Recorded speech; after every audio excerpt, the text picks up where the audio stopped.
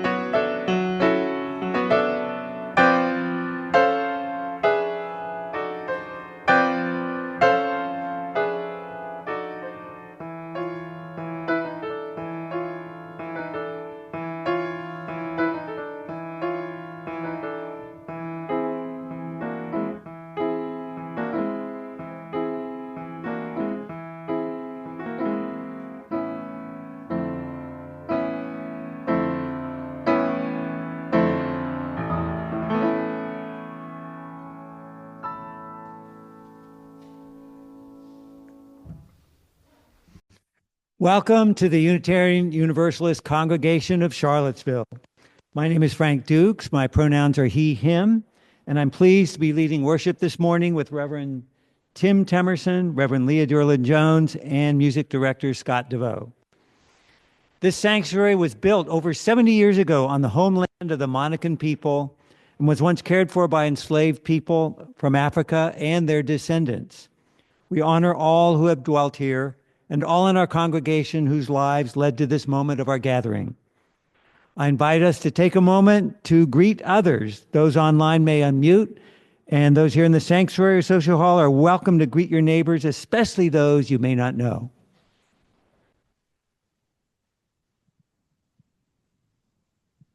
Good morning, May. Good morning. Good morning. Hi, everyone. Good morning. How are you? Morning. How is everybody? Great. Okay. Hello, Pam. Good morning. Good morning.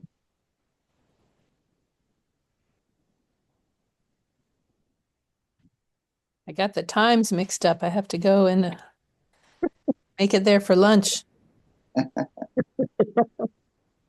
I've already gone all around the house this morning setting all the clocks. Depressing. Yeah. Yeah. Morning.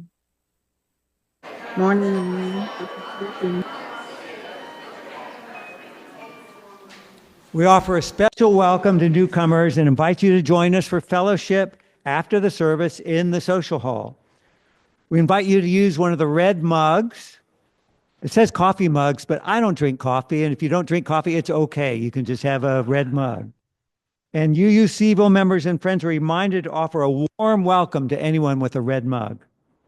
There's a live stream of the service in the social hall, and while everyone is welcome here in the sanctuary, the social hall can be a good option if you need roomier space. Many thanks to all the folks helping us share worship both here and online. Our greeters, ushers, and hospitality teams, and special thanks to our AV tech team led by Rachel Buckland. And now we have greetings from board member Sylvie Semmelhack. It's Bev Ryan, board member Bev Ryan. They look so much alike that we have a hard time telling the difference. Good morning. I am not Sylvie. She's a little bit younger than I am. Reverend Tim asked me today, instead of talking about what the board's doing, is to give a little insight into why I pledge. And yeah, that's pretty much it. I have been coming here for, I don't know, 26 years or so. I first came with my children because they needed a religious education, and I wasn't in a space to give it to them. I was working full time. And they grew up in this church. They learned to be good citizens. They learned to be caring people and loving people. And I attribute a lot of it to what they learned here. Then I also have spent a lot of time in committees doing this and that, and personnel and RE and the board and the auction and the yard sale. And that's what I give to this church. But in addition to that, the church needs money, and the church is so involved right now in justice work and a lot of initiatives that require funding. So that's why I give money, and that's why I have increased my pledge this year. Thank you.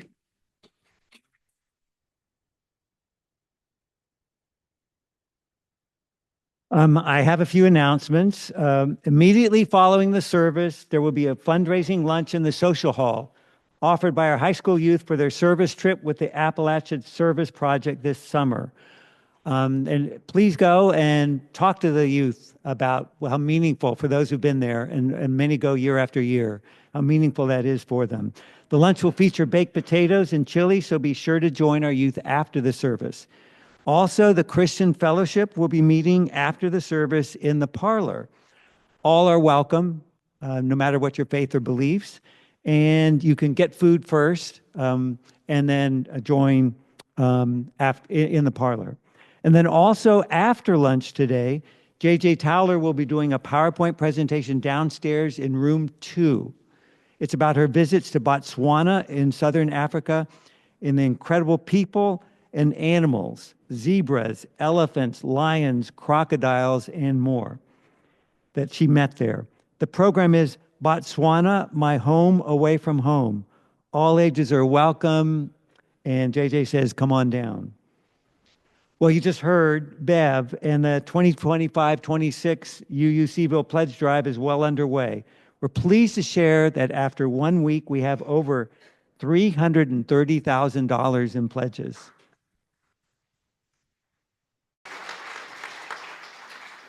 We, as good as that is, we still have a ways to go to reach our goal of $575,000. So if you have not yet made a pledge, please stop by the pledge drive table and get a pledge form.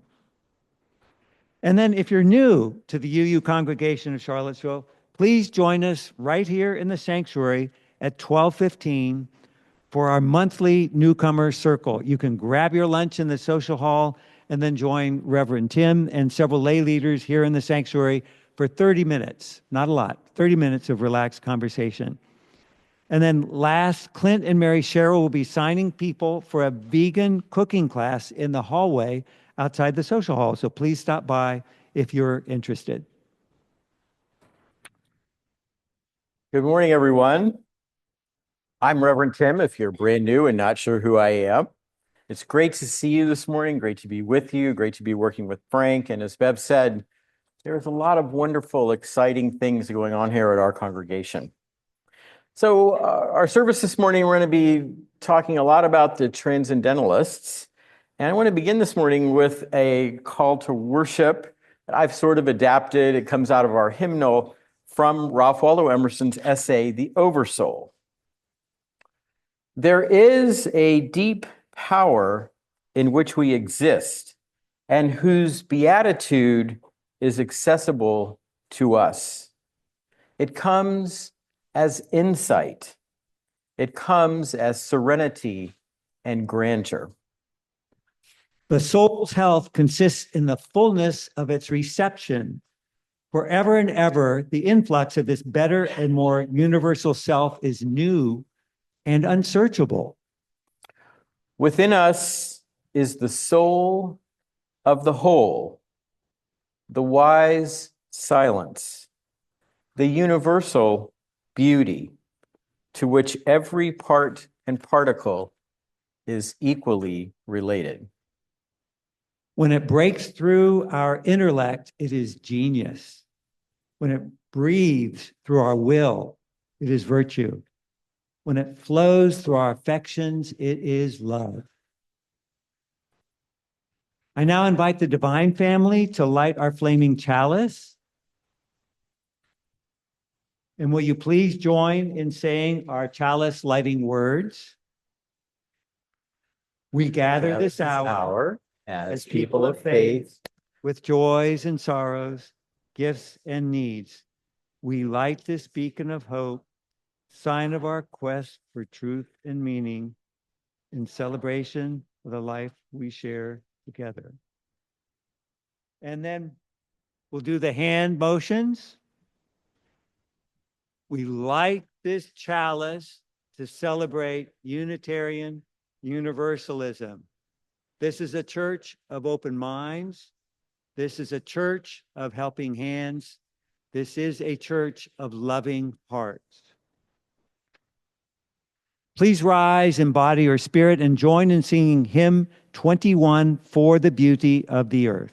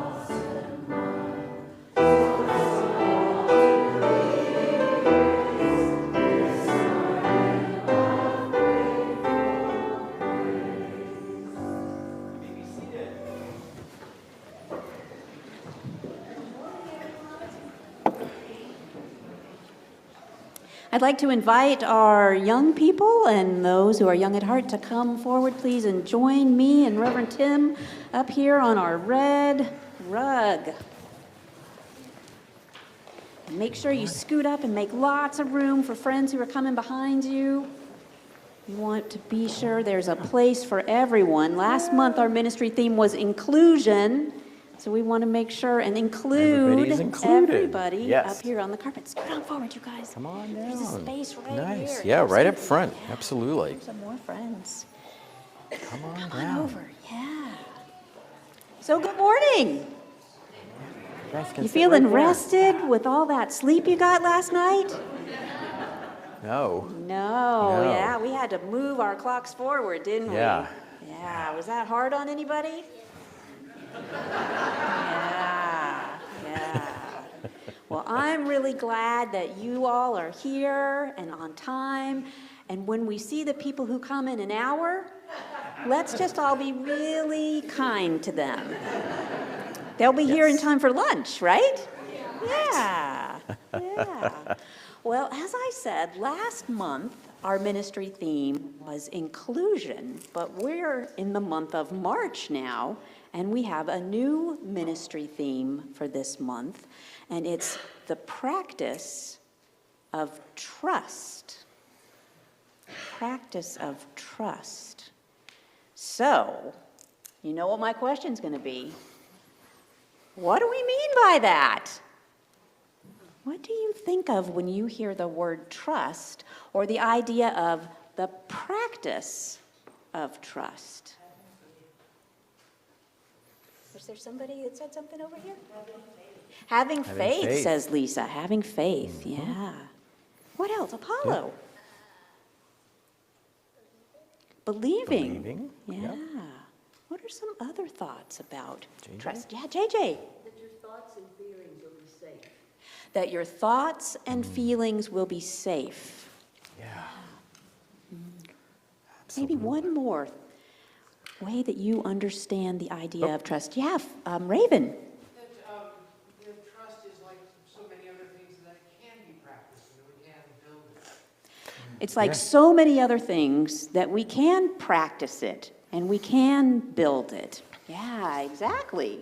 Exactly. And it's kind of why I like at the beginning of all of our monthly ministry themes this year, it's been the practice of. Because it's a reminder to us that we are works in progress and that we're all growing and learning. And we sometimes need to practice things that we might think we're already good at or we already know how to do. But in fact, we have to keep practicing them. So practicing trust.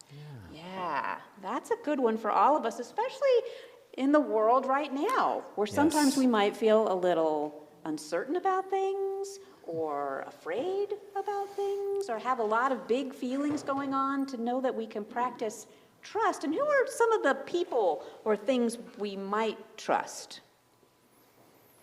Yeah. Your family, Your family. Yes. Yeah. Yes.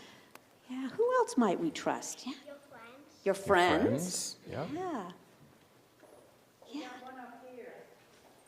Oh, Rachel? yeah, Rachel. A hairdresser. Yeah. So, Nice. and Rachel, you want to say a little bit more about why that's a matter of trust? Yes, because it's somebody that you ask and hope will do something for you, and they do it very nicely, and they are very close to you, which can sometimes be a very difficult thing to allow someone to do, is be close to you like that. Yeah. So I'm going to repeat what Rachel said so our friends on Zoom can hear. So Rachel says it's somebody that you're asking to do something for you, and they're actually also in your physical space. They're up close to you. And I'll just add, Rachel, they're doing something that kind of changes you and contributes to Yes. how you appear in the world. So that, you're right, that takes a huge amount of trust. Yeah. Levi. Your dog. Nice. Yeah. Yeah. Yeah. Bev. My church family. Your church family. Yes, yeah. indeed. Yeah. Anne. It's good practice to try trusting strangers. Oh, a practice of trying to trust strangers. So that's an interesting one. And also might depend on your age and your autonomy in the world for how you might feel about that. But maybe people that you don't know, trusting that you can get to know Yes. them. And yeah, Anne. I was thinking, try trusting how people reveal themselves rather than judging. Yes. So trusting Yes. how people reveal themselves instead of judging them or making Yes. thoughts about them before they've had a chance to really show you who they are. Yes. Yeah, thank you, Anne. I've got one. Oh, Well, sorry. hang on, I'll call on Okay. you. You're going to get to say a lot in a little bit. So, Kasha, Trusting yourself. Yes. I think you stole his thunder. Kasha, that was mine. Yeah. That's Yeah. true. That's true. Yeah, trusting yourself. And Reverend Tim's actually going to talk a lot about Yes. that with the grown-ups today, because there is something about trusting ourselves that is important, and it takes practice. takes practice. Yeah. So listening to our own voice, our own thoughts, our own feelings, but sometimes those can be maybe not accurate. Like we might be really upset about something and understanding something that if we talk to our friends or our family or someone who's wise, they can help us think about that a little bit more. So it's important to trust ourselves, but it's also important not to take ourselves too seriously. Yeah. Jean, you'll be our last one. We should be able to trust the leadership of our company. Yes, trusting people who are in leadership. Yeah. Yeah, that's very important. It's very important. You all have a lot of really good thoughts about trust. So we've got the rest of this month to keep exploring that together. Yes. And I wanted to make sure that you know about a group of people in our congregation who try every month to connect us to the ministry theme. And you've probably noticed it, and maybe sometimes you've even had questions about it. But I wanted to make sure we had a chance today to talk with one of these people, and that is Patty Wallens, who is part of our altar team. Because, So the altar team really works hard every month to say, how can we create something for everybody in the congregation and on Zoom to be looking at during worship that helps them center, think, wonder, deepen their experience? And Patty and I were talking about this particular altar, and I said, oh, would you come tell everybody about it? They need to know what you were thinking. So, you want some help getting up, Patty? Thank you. I promised her if she came up, I'd help her get up. Yeah. I trust. Yeah. Yeah. Nice. So actually, this is one that Leah suggested, which is the mirror about trusting yourself. And it is a practice, and it's something I'm ongoing learning to try to listen to that little voice inside. So we have a mirror here. Here, the only thing I had was a little heart. I didn't have anything bigger, but I trust that when love is at the center of what I do and what we do, that's the way to live. So that's what that one's about. And the circle, I've learned more and more to trust circles. Circles of friends, circles of family, herd animals. When they're babies, they circle around to protect. So the circle is, for me, a symbol of how we protect and care for each other. And then last is these pussy willows, and so trusting nature, and that even in the darkest, darkest winter, spring will come. So that's how we chose this month. Absolutely. Thank you so much, Patty. And I should say that other members of our altar team, and Patty can help me make sure I catch everybody, are Lauren Duran, Bonnie Hansen, and Debbie Norton. Yeah, and then if you're interested in being part of the altar building team, you can contact Patty, and she'll help figure out how to weave you into the circle. Yeah. Nice. Yeah. So we're going to go explore more about ideas of trust and responsibility and making a difference in the world in our religious education classes. But let's first have our children be sung out.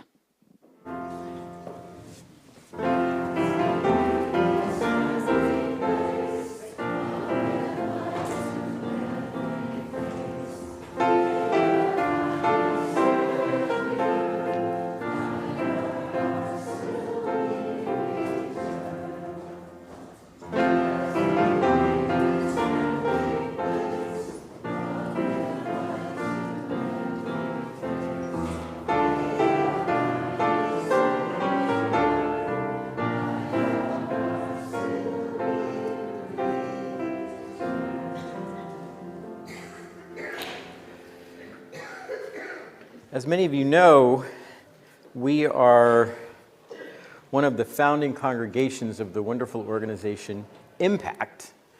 And last month we talked about Impact, and Reverend Leah will be leading a service in early April that will take place right before Impact's signature advocacy event, the Nehemiah Action. So I hope many of you will be here for that. What we want to do right now is invite anyone here, and I'm going to begin with Reverend Susan Carlson. Susan, come on down. No, you haven't won anything on the prizes, right? But come on down. And wanted to invite any of our UUCville Network team members who are here. Could you raise your hands? Wonderful. If possible, could you all make your way down here as well? Yes, Everybody, especially. especially you, Greta. My gosh, you're a founder. Susan, what is Reverend Susan, what is a network team member? And tell us a little bit about that. Well, we have, this is great, isn't it? Yes. We have team leaders, and that is Kelsey Calgar and Meg Dunham and me. And then we have conversations and house meetings in the fall, which some of you may have attended. And out of that come people who have agreed to be network ministry members with Impact.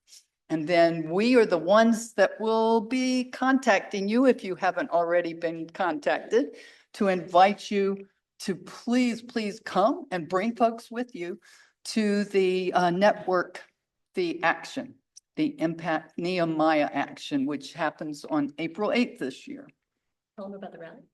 And there is a rally. I love the rally. The rally is really good energy. And it's a time when we hear about what's going to be going on, what we're going to ask of our public officials to agree to in the coming year around 3 issues, which is affordable housing and contributing to the Housing Trust Fund in the County of Albemarle, and to the transit, because the transit waits on the buses are so long. People have to stand out in the cold. They have to miss their appointments and all because the buses don't have enough bus drivers, enough buses. And so we've been working on that steadily. And then You want to tell them the time? the time for the rally. The rally is tomorrow at Church of the Incarnation, and it will be from 6:30 to 8. And so you are all welcome to come to that. And yes, it would be wonderful. Don't forget to tell about the women's shelter. The women's shelter, that was the last one I was going to say. So the women's shelter, which was opened, how many years ago, Kelsey? That was one of our first issues. It was one of the first issues. And so the Women's Treatment Center allowed women to come and get treatment for their addictions and for their issues. And they could bring children. And then during the pandemic, the men's and the women's treatment center closed, understandably why. But the men's treatment center opened again and the women's did not. But we have been coming, yes, we have been going to the Region 10 board meetings, and they just opened it up. I believe it was like February 3rd or something. And they opened it up for the Women's Treatment Center, partly because we would come every month, but they still aren't able to bring their children. And of course, for many women, they're not going to come if they can't bring their children with them. So that's what we're still pushing on and attending those meetings, which, people are welcome to come to those too. And we just had a board meeting for the Albemarle County Board of Supervisors, and that was just incredible because we had like 30 people there giving testimony to how we need to have a housing trust fund. They approved it 4 years ago, but they haven't been putting money into it. And so, yes. So we're working on it. Great. I'm sorry that was so long. Well, that's okay. That's all right. You are the Who asked me? co-president or president? The co-president. This was our Former president, so yes. So well, look, all I want to say is, first of all, I want to thank all of you and those who are not here today, our team members and our team leaders from UUCville. Oh, and those of you who are online, yes, thank you so much. You are doing the work of Love at the Center. You are putting love into action. You are helping our congregation and our community translate love into justice. And we are so appreciative of your time, your energy, your talent, and your dedication.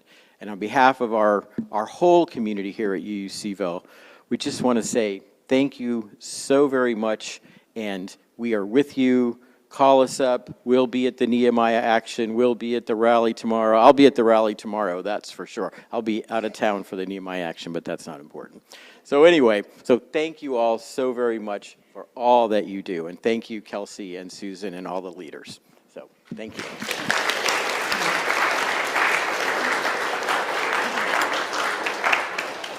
We can bring kids to the rally. Okay, sure. Kelsey wanted me to add that if you have youngsters, they are most welcome at the rally as well. Your feral child. I'm not saying that. So.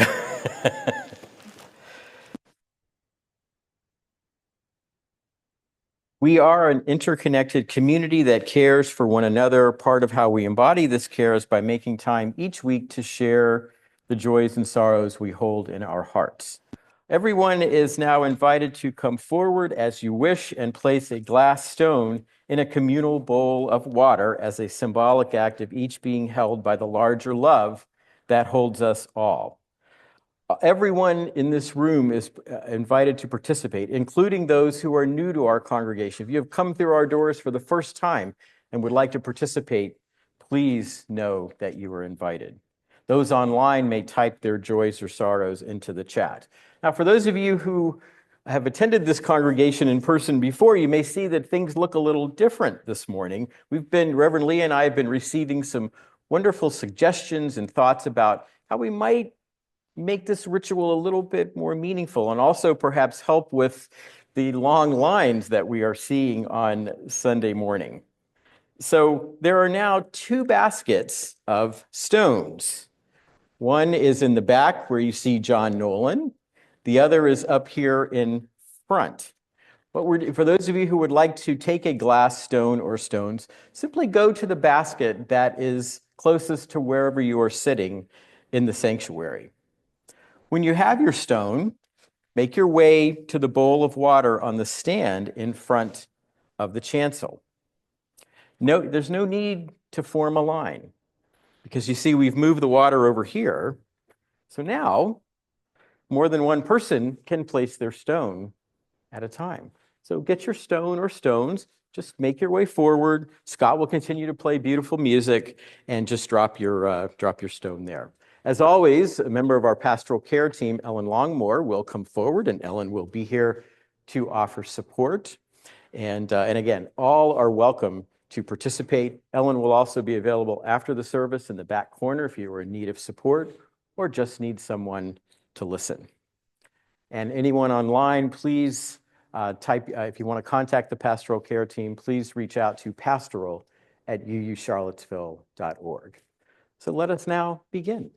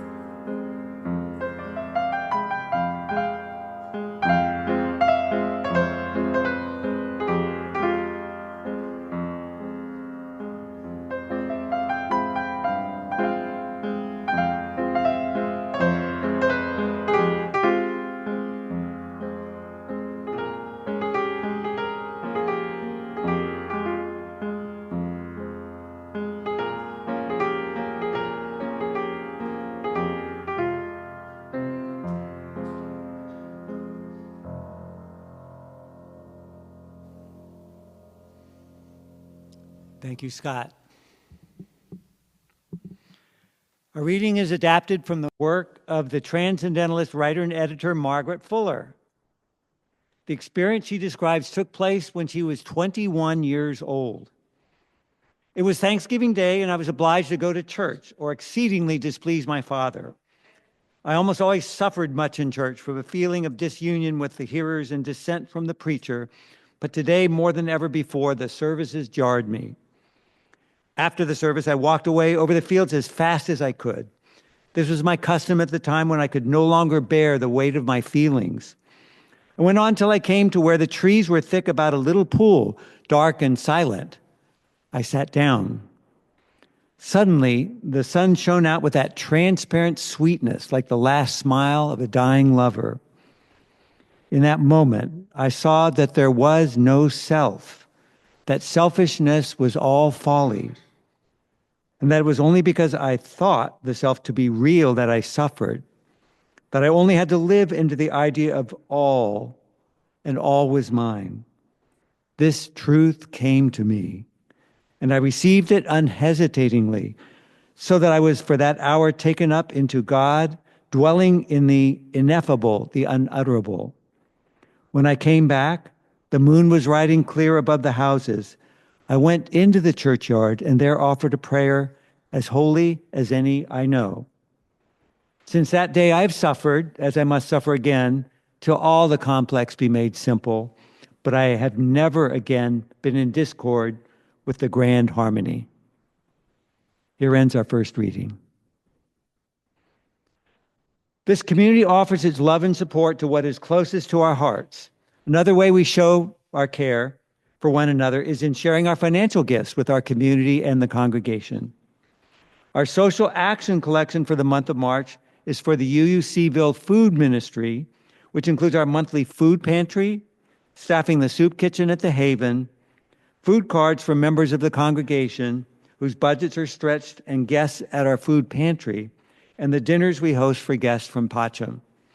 Rachel, please show us the social action slide for giving for those who would like to make a donation to the UU Seaville Food Ministry. In addition to giving online, if you'd like to make a donation with cash or check, please use the social action collection envelopes here in the sanctuary and place them in the collection plate. Please make checks out to the UU Congregation of Charlottesville and write Social Action Collection in the memo line. We also invite you to generously support the ministries and mission of UU Seaville. Through your pledges and the weekly Sunday morning offering, together, our financial gifts support our congregation and enable us to put love into action. This is our shared ministry. During the music that follows, you can offer your financial support by using the text address or going to our website. You may place cash or checks in the collection plates as they are passed. Let us now, wait a minute. Do we do this now or after? We do it now, right? We do it now. Let us now dedicate all of the many gifts we share with one another by saying, we accept your gifts with gratitude. May we use them wisely for the highest good.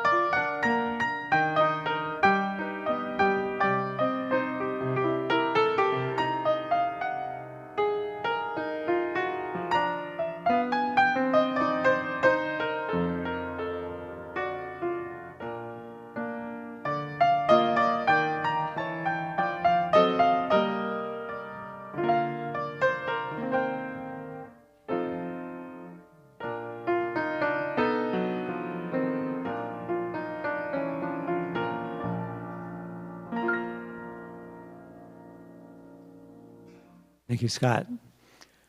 Our next readings are adapted from the writings of Ralph Waldo Emerson, from Emerson's essay, Self-Reliance.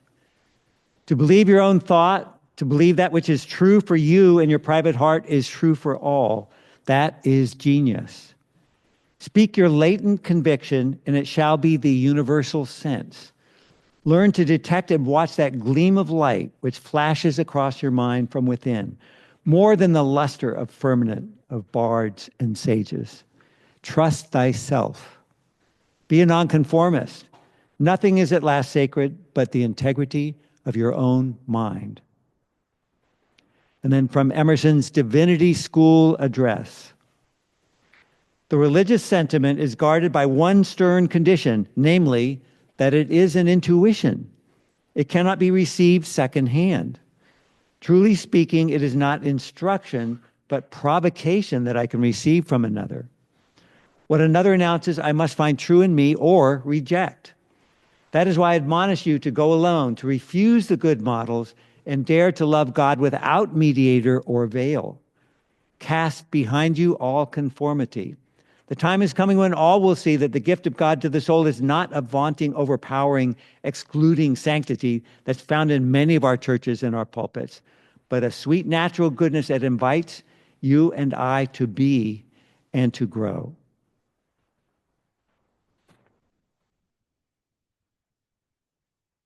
Thank you, Frank. Morning again, everyone. Good to see you. Frank, I think you were doing a pretty good Emerson impersonation there. Nice job. Not that I really ever heard Emerson speak, but you know. So thank you again for, just before I get to the Transcendentalists, thanks again for all of you who have made a financial commitment to this congregation. And again, I just want to echo what Bev said at the beginning of the service, which is, if you have not yet made a pledge, if you have never made a pledge, but you identify with, you want to support and be part of what this religious tradition, which I'm going to talk about in a couple of seconds, and what this congregation stands for, I hope you'll make a financial commitment. We have put together a budget that is bold, that is larger than we've ever had before, because the world is demanding, it's crying out for us as religious communities, and especially progressive religious communities, to show up, to speak out, and to do more, to live our faith like we've never lived it before. So it is a great, great joy to spend some time this morning exploring transcendentalism with you. I don't think it's an exaggeration to say that transcendentalism was one of the most important and influential spiritual, philosophical, and literary movements really in the history of this country. And its impact and influence traveled and travels well beyond our national borders. Now, look, I am no expert on the Transcendentalists, and I've only read a very small fraction of their voluminous, and I mean voluminous, writings. But I could easily take the next few hours, which I won't, talking about the impact their ideas and insights have had on my spiritual journey, and especially my journey as a Unitarian Universalist. You see, although I had heard of Emerson and Thoreau when I was in high school and maybe read a snippet or two in college, it was only after my spouse and I became Unitarian Universalists that I really delved into Transcendentalism. And what piqued my curiosity was the fact that many of the leading Transcendentalists were also Unitarians. Some, like Emerson, had even been Unitarian ministers. Now, of course, a number of those Transcendentalists, Emerson among them, became, how do I say this nicely, somewhat disenchanted with the Unitarianism of their day. Emerson once characterized the preaching he experienced at the Unitarian Church in Concord, Massachusetts. He once called that corpse cold.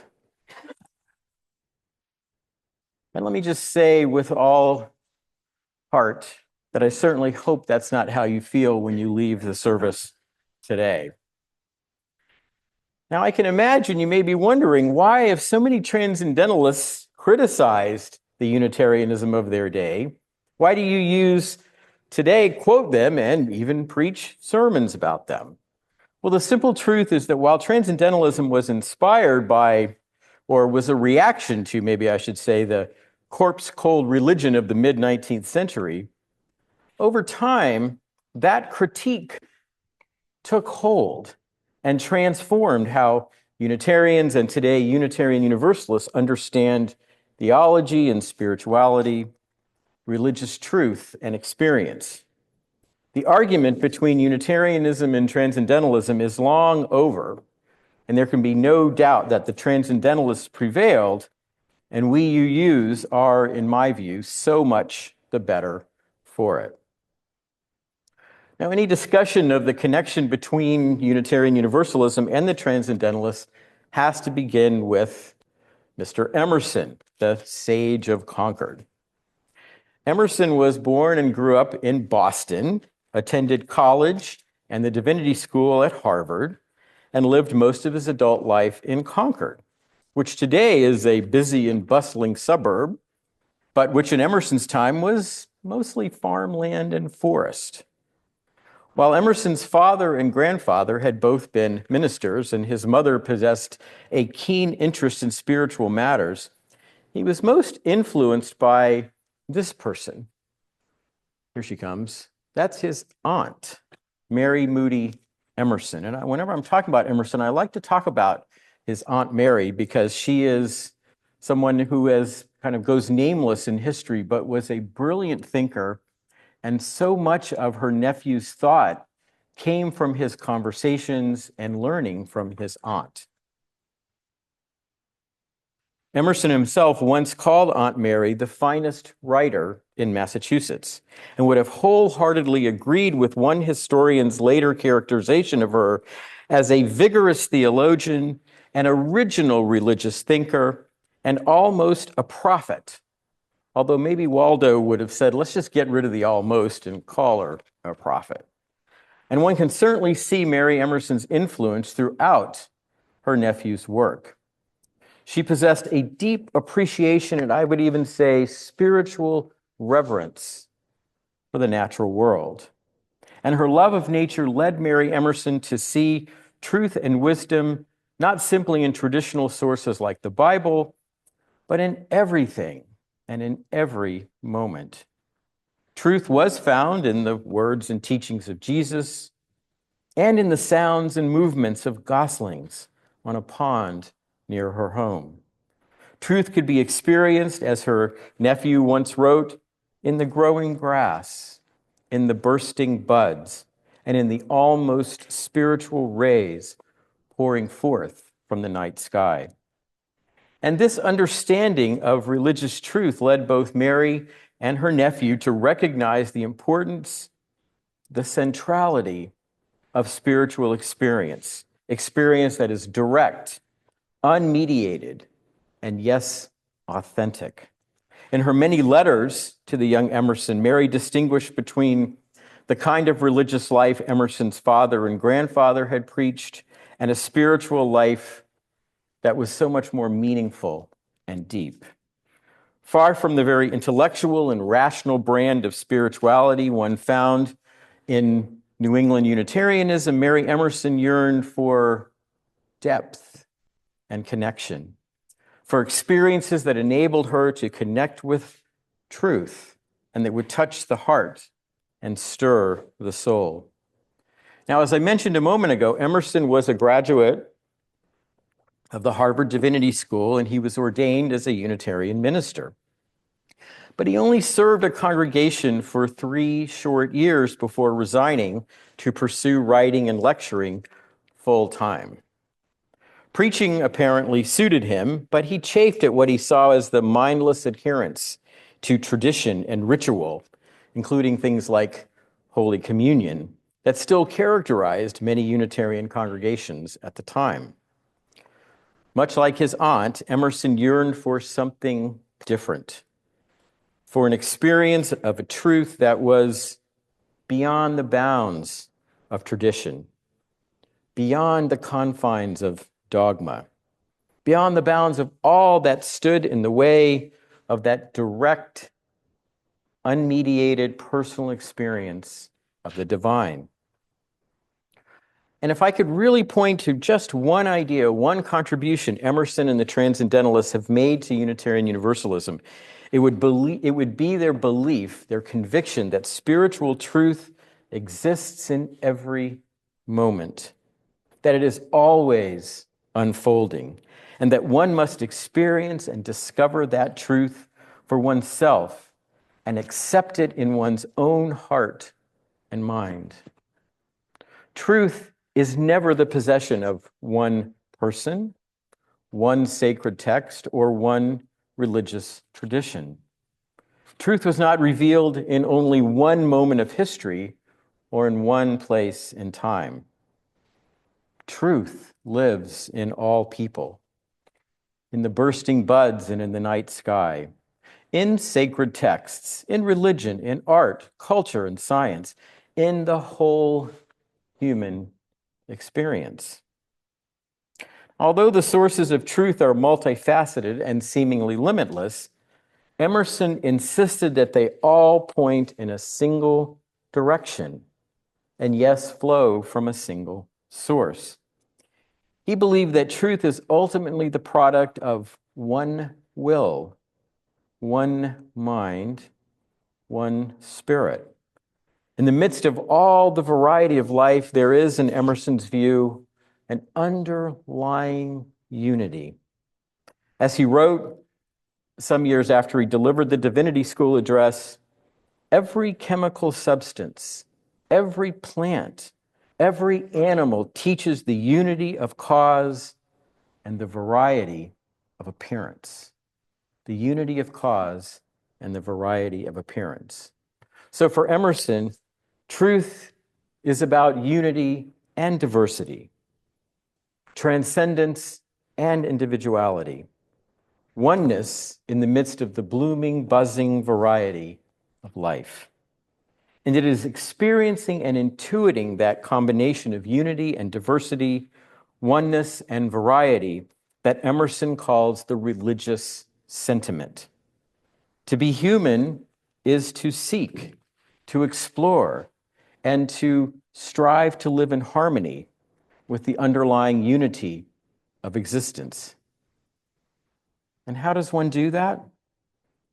By paying attention, by experiencing the beauty and wisdom in nature, by listening to one's own heart and mind, and as Emerson famously said, as you heard a minute ago, by trusting thyself. But that experience, that connection, that understanding of spirit and truth cannot simply be learned like one would learn mathematics or a language. You can't simply read it in a book or listen to it in a sermon. Spiritual truth is an intuition. It is true because it speaks to our heart, our mind, and our soul. I simply can't receive the truth from another. I must experience it and know it for myself. Spiritual truth can't ultimately be taught. It must be caught. It cannot be dictated. It must be discovered. And directly discovering and experiencing truth is exactly what I think Margaret Fuller describes in her mystical moment with the sunlight beaming by the pool of water. After enduring yet another dull and deadening church service, she takes a long walk in the woods and encounters beams of sunlight among the trees. In that moment, she realizes that there is no self, and for the first time in her life, experiences connection to what she calls the all. As Fuller says so beautifully, in that moment she was taken up into God, dwelling in the ineffable, in the unutterable.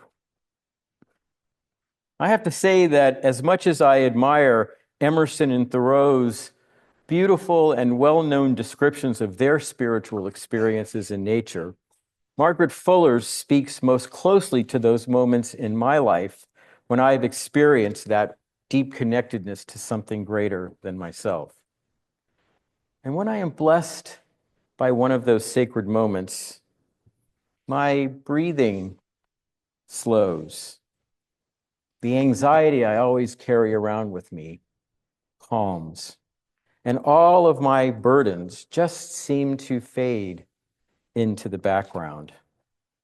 As I stand on a beach looking out over a vast ocean, gaze up on a clear night at a seemingly infinite number of stars, or sing a moving hymn with all of you, I become lost in the best sense of the word, lost in the beauty of what I am feeling and experiencing. In that moment, as I think Fuller also experienced, there's no separation, no division, no us and them, me against the world. There's only beauty. There's only love. There is only connection as I awaken to the fact that I am part of that endless ocean, part of that awe-inspiring night sky, part of that beautiful hymn. Let me say a quick word about the transcendentalist use of the concept word God. I know that God can be, for some of us, maybe many of us, can be problematic and perhaps even hurtful, and may conjure images or ideas that look and feel very different from what Margaret Fuller experienced that day. While there can be no doubt that while the transcendentalists believed in the existence and the reality of something they frequently named God, they most certainly did not find God in doctrines, dogmas, or creeds. They didn't believe in a God who judges or excludes, who exists over and above humankind, or who looks like an old white guy with a long white beard.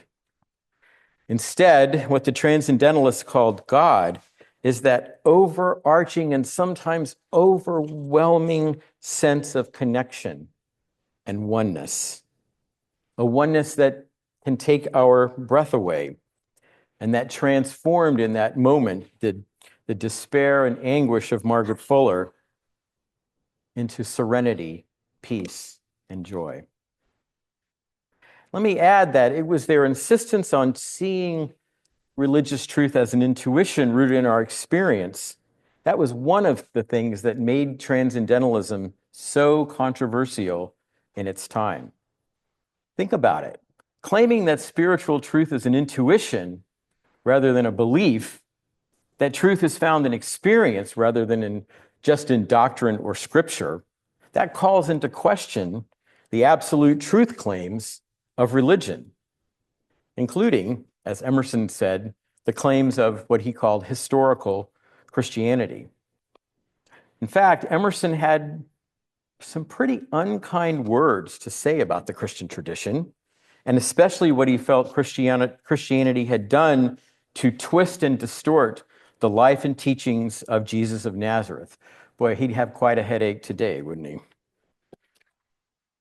Listen to what Emerson says in the Divinity School address. This is somewhat inflammatory stuff. Jesus Christ belonged to the true race of prophets. He saw with an open eye the mystery of the soul, and he estimated the greatness of humanity. But what a distortion did his doctrine and memory suffer. He spoke of miracles, for he felt that life was a miracle, and he knew that this miracle shines daily. But the very word miracle, as pronounced by Christian churches, gives a false impression. It is a monster. It is not one with the blowing clover and the falling rain.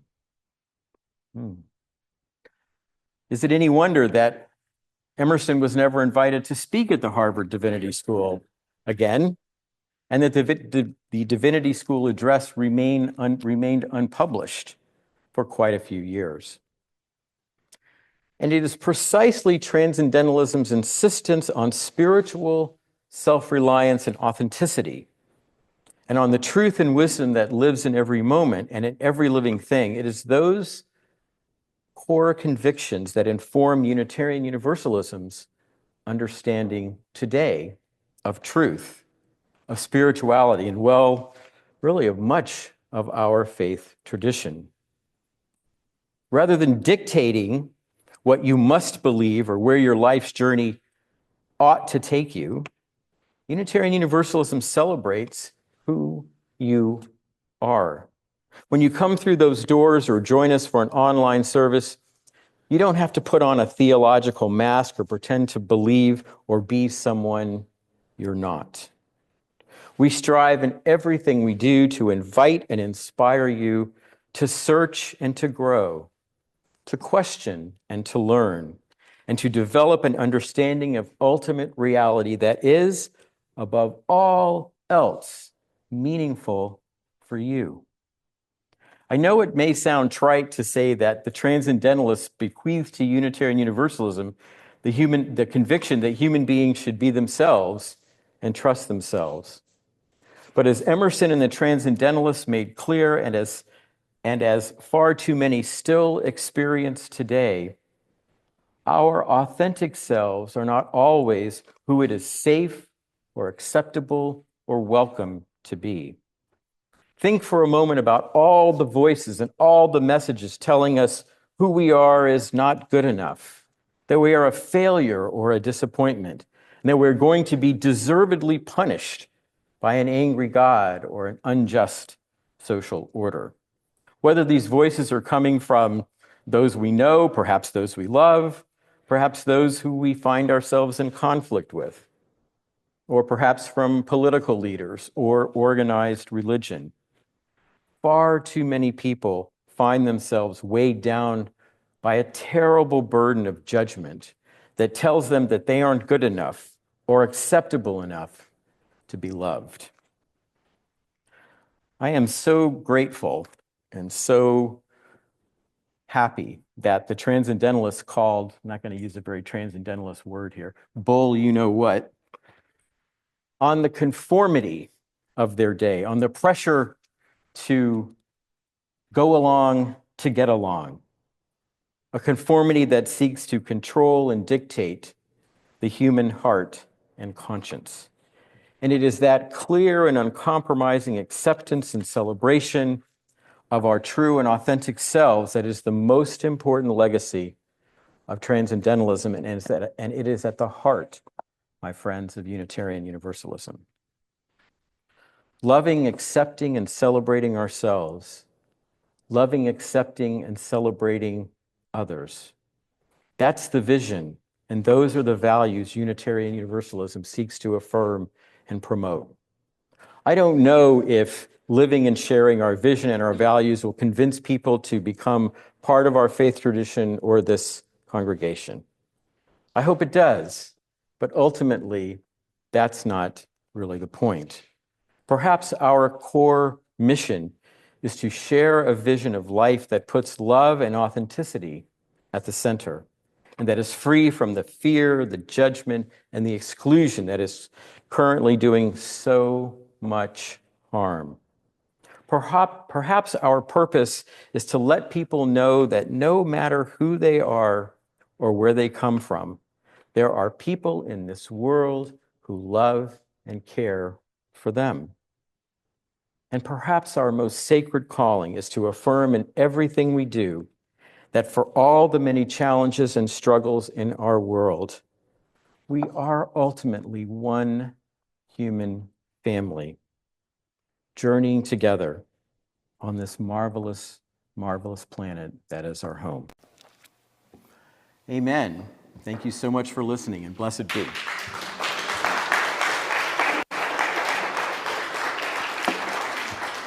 I now invite you to rise in body or spirit. Let's join in singing our closing hymn. It's number 298, Wake Now My Senses.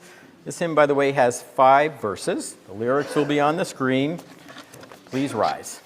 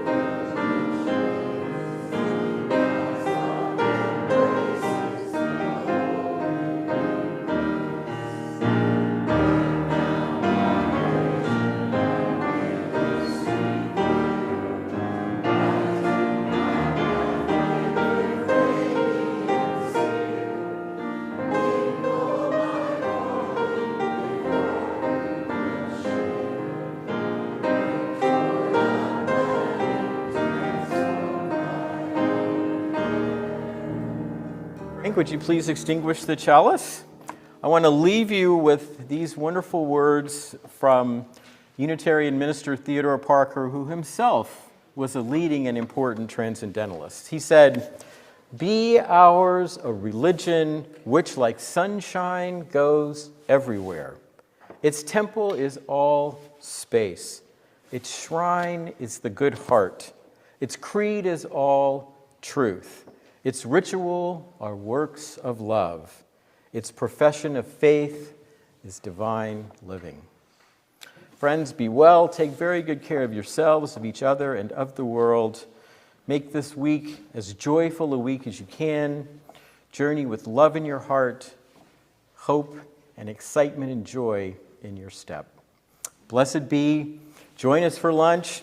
Newcomer Circle back here at 12:15. See you soon.